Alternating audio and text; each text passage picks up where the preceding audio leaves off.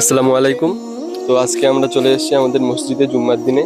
তো মুসল্লিদের কাছ থেকে প্রশ্ন করব, তারা উত্তর দিতে পারে কিনা সেটা দেখব। চলো দেখা যাক। আসসালামু আলাইকুম। ওয়ালাইকুম আসসালাম। আপনার নাম? আমার নাম আব্দুল বারি গাজী। কোন নামাজে আসছিলেন আজকে? জুম্মার ফরজ নামাজ। জুম্মার ফরজ নামাজ কত রাকাত বলতে পারবেন? 2 রাকাত। আচ্ছা। ফজরের কত রাকাত সুন্নত নামাজ আছে? 2 রাকাত। আর ফরজ নামাজ? 2 রাকাত।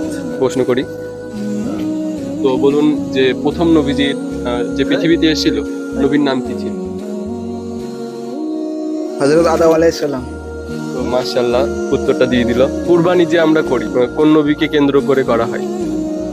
হযরত ইব্রাহিম আলাইহিস সালাম নবীকে কেন্দ্র করে হয়, ওনার পুত্র ইসমাঈল আলাইহিস সালামকে কুরবানি দিয়েছিলেন।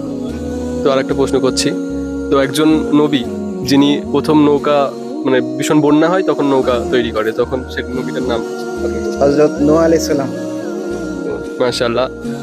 লা ইলাহা ইল্লাল্লাহু মুহাম্মাদুর রাসূলুল্লাহ। এর মানেটা কি আপনি বলতে পারবেন? মানেটা জানেন? আল্লাহ ছাড়া কোনো মাবুদ নাই, আর নবী ছাড়া আর নবী হচ্ছে হযরত মুহাম্মদ সাল্লাল্লাহু আলাইহি ওয়াসাল্লাম ওনার দোস্ত। রাসূল, রাসূল। যে নবী সাল্লাল্লাহু আলাইহি ওয়াসাল্লামের জন্ম কোথায় হয়? শহর না মদিনা শহর? মক্কা শহরে।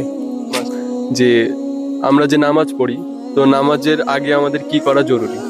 আমাদের নামাজের আগে ওযু না হলে আমাদের নামাজ হবে না। নামাজের চাবি হচ্ছে ওযু। তো আরেকটা প্রশ্ন, যে গোসলের, যে আমরা গোসল করি, গোসলের কটা ফরজ? 3টে ফরজ।